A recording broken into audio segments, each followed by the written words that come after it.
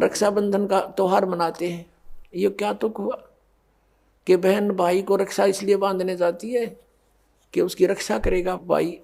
भाई की रक्षा कौन करेगा? एक बहन कह रही थी कि मैं रक्षाबंधन के दिन गई अपने भाई को बांधने के लिए रक्षा सूत्र, इंतजार कर रही थी। पता लग गया कि कहीं कामवश गए हैं, मोटरसाइकिल पर गए हैं। कुछ देर के बाद पता चला कि उसकी मृत्यु होगी, उसका शव लेकर आ रहे हैं। जिस भाई से मैं अपनी रक्षा के लिए गई थी उसकी रक्षा भी नहीं हो पाई, वो अपने नहीं कर सका। तब उसने ज्ञान हुआ। तब वो कहती है कि सचमुच हम कति भूल में थे। अपने भाई को भी कहा बेटा भाई आजा, तू भी भगवान का राखी बांध और मैं भी बांधूं, यानी नाम लो और ये रक्षा सूत्र आपका सदा साथ देगा, भाई का भी बहन का भी। और बेमतलब बातें कर रखी। उस रक्षाबंधन के दिन किसी का भाई नहीं है तो रोती है कोने में बैठकर वो बहन। फिर ये बात का सिस्टम, जिस बहन का भाई नहीं है वह दूसरों के मुंह की तरफ देखती है कौन आएगा हमारे घर। तो पुण्यात्माओं, ये बेमतलब की बकवाद, ये जग की रीत से हमने वापस हटना है और अपने जीवन को नए सिरे से सेट करना होगा। यदि भक्ति करना चाहते हो, समाज के भाव में बहना है तो नो प्रॉब्लम, आप कुछ भी करो, वो आपकी मर्जी, लेकिन भक्ति नहीं चलेगी। तो इस प्रकार हम इन क्रियाओं से भी सावधान होना है, अपने आप को बचा के रखना है, तब हमारी भक्ति प्रफुल्लित होगी। फिर क्या बताते हैं कि असंग जन्म तन मरत्या होगे और जीवित क्यों ना मरे रे। एक तो ये जीवित मरना, इस ज्ञान आधार से सब बकवादें छोड़ देंगे।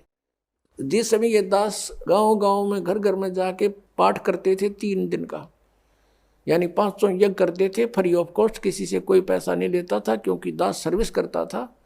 और जैसे सैटरडे संडे की छुट्टी होती थी उनमें जाकर के लाभ उठाता था। तो उस समय क्या होता था, हम सत्संग कर रहे होते थे, होली ये फाग आ जाता था, हम तो सभी वो परिवार भी जिसने उपदेश ले रखा है, हम अपना आराम से भगवान का पाठ कर रहे हैं, अपना मंत्र जाप करें, और गांव वाले जैसे जो भगवान के मार्ग पर नहीं लगे हैं, और वो क्या करें, कीचड़ छाँव एक दूसरे मुंह पर फर, किसी को पिचकारी मारे। कोई गांव में तो और सिस्टम है, कोरडा बना लेते हैं घंटर सा, वो मारे एक दूसरे का हैं, और लाल लाल मुँह कर रखे बांदर कैसे सारे, कोई गारा में पड़ा है, कोई घूटी लाई नो करता फिर रहा है, और हम बैठे भगवान का आनंद ले रहे हैं अपने कवाड़ बंद करके कि हमें डिस्टर्ब ना कर दे। तो इस प्रकार जो आनंद परमात्मा के मार्ग में है, इस भक्ति में है, इन बकवादों में नहीं हो सकता। तो इस तरह की हमने नहीं करना, क्योंकि हम यहाँ के वासी नहीं हैं और यहाँ सुख नाम की चीज नहीं है। आज हम खुशी मना रहे, 1 मिनट में ना जाने के बिजली गिर जाए। और परमात्मा की भक्ति करेंगे, इससे हमारा बचाव बनेगा। और ये इस तरह के जो मर्यादाहीन कार्य करने से नामखंड हो जाएगा, नामखंड होते ही भगवान रुष्ट हो जाएगा, आपके ऊपर काल का अटैक हो जाएगा और आपको फिर हानि हो जाएगी।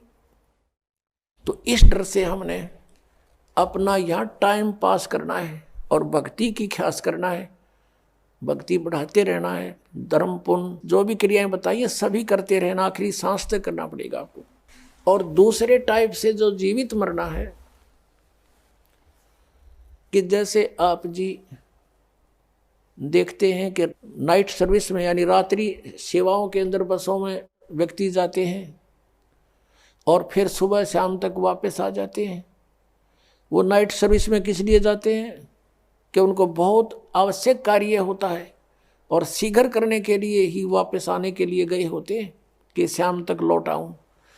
और ऐसे ही एक रात्रि सर्विस में गया, रास्ते में एक्सीडेंट हो गया, वापस आना था, इतनी शीघ्रता थी उसको, इतना आवश्यक कार्य था कि वापस आना था उसको, और दुर्घटना मृत्यु होगी नाइट सर्विस में।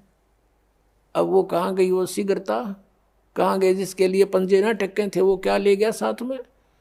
तो आप जी ये सोच लीजिए, जब सतलोक आश्रम बरवाला की तरफ सत्संग निकट आवर चलना चाहो तो न्यू सोच लो हमारी मृत्यु होगी आज और इब्बा होगी, और आ जाओ यहाँ पर सत्संग सुनो, 3-4 दिन फ्री ऑफ माइंड रहो, एक दूसरे से भगवान की चर्चा करो, यहाँ और बकवाद मत बतलाना, ये खास रखना, परमात्मा रुष्ट हो जाएगा। ठीक है, कोई मित्र रिश्तेदार मिलता है, बातें करो गृहस्थी की थोड़ी बहुत देर के लिए, फिर अपना मालिक की चर्चा शुरू करें, कोई ज्ञान उससे सुने, कभी आप सुनावे, फिर मंत्र करने लग जावे। सब सुविधाएं भगवान ने आपके लिए दे रखी, इन दासों के द्वारा आपको सारी व्यवस्था करवा के दी जाती है। तो इसका सदुपयोग करना, दुरुपयोग करने से राम रूठ जाएगा आपका, और राम नहीं रूठना चाहिए, ये भी आपको डर लगे। तो ये सोचकर आप आ जाइए और ये सोचिए कि हमारी मान ले परमानेंट मृत्यु हो जाए तो भी तो हो सकती है ऐसे। और अब हम 3 दिन 4 दिन 2 दिन जिसा भी समय आप मरना चाहो मरो, और फिर वापस चले जाओगी घर पे, और परमानेंट टिकट कट गई फिर भी तो बात बिगड़ेगी, फिर तो धरा धरा रहेगा सारा, संभाल ही नहीं सकते आप। तो अब जाकर के मान लीजिए तुम समझते हो कि कुछ काम बिगड़ जाएगा, तो अभी तो फिर जाकर संभाल सकते हो, परमानेंट तो नहीं मरे। लेकिन जो परमात्मा के लिए सच्चे दिल से आते पुण्यात्माओं, किसी का आज तक काम बिगड़ा नहीं, बने मिलते हैं, लेकिन वो आपकी श्रद्धा पर डिपेंड करेगा। सतगुरु के दरबार में कमी काहे की ना, अंसा मौज नहीं पावता तेरी चूक चाकरी में।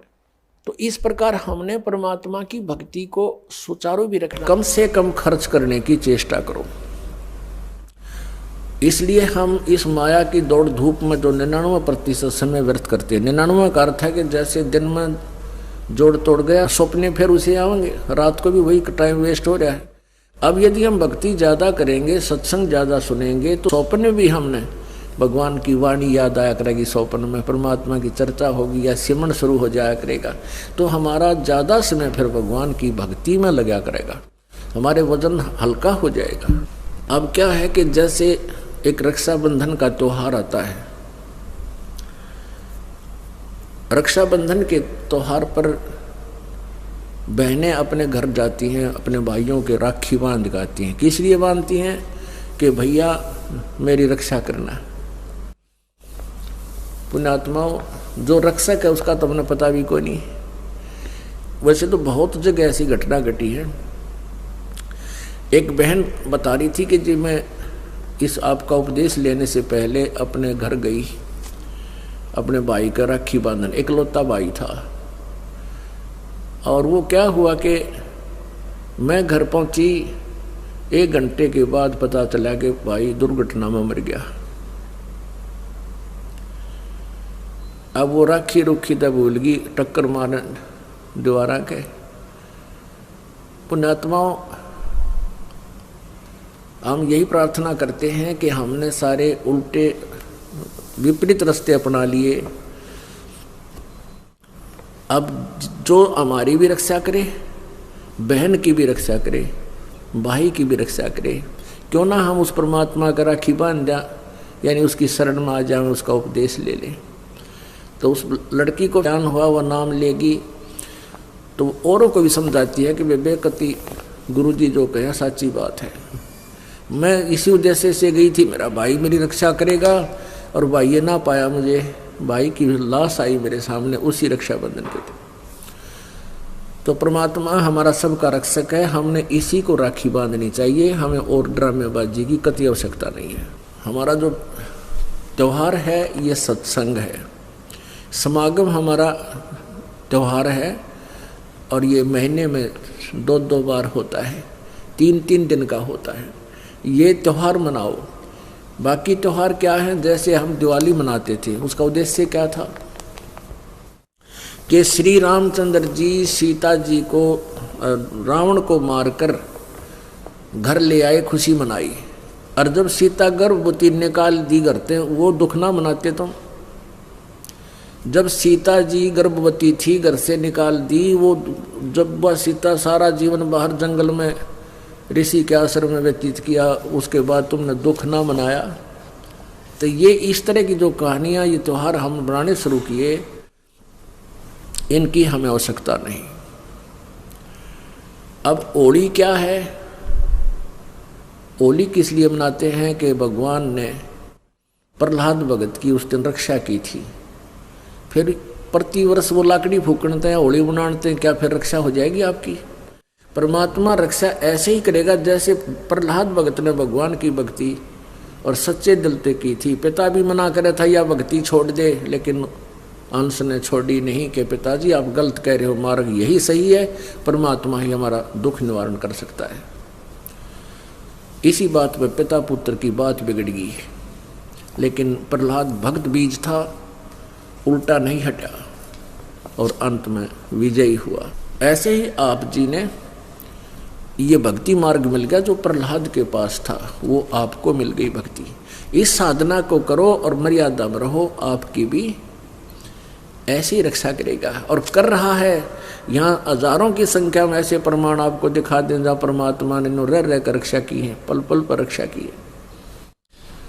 तो पुण्यात्मा, पहले तो हमने ये इस तरह के जो हमारे अपने आप हमने मकड़ी वाला जाड़ा पूर के इस मापा फंस बैठे, इसको हल्का करो।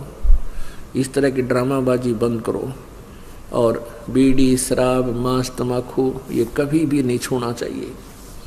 ये नर मनुष्य का आहार नहीं था। ये तो मनुष्य जो है ना पशु बना देता है। शराब जो है, तम्बाकू है, कोई भी जो चीज़ है नशा करती है। और तम्बाकू का प्रयोग तो बहुत बुरा बताया है।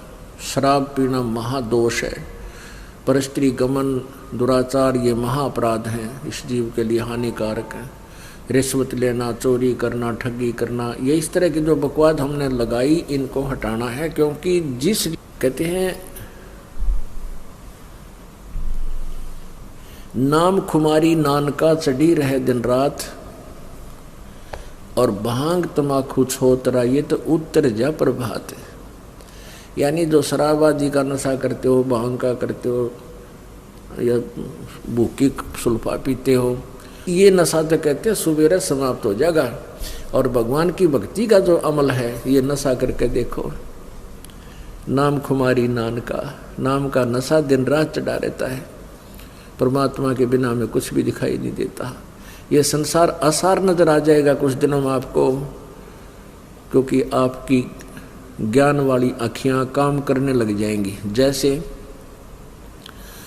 ये शरीर क्या है, इसमें हार्ड, मांस और रक्त, विष्टा, पेशाब, बलगम, गंध ये लपेट के इसके अंदर भरकर ऊपर ये चाम लपेट रखा है। इसके ऊपर ऊपर इसने जरा सा खुरच कर देख लो अंदर के क्या कुबाड़ भरा इसमें, ये पालिश कर रखी है, हमें मूर्ख बना रखा है।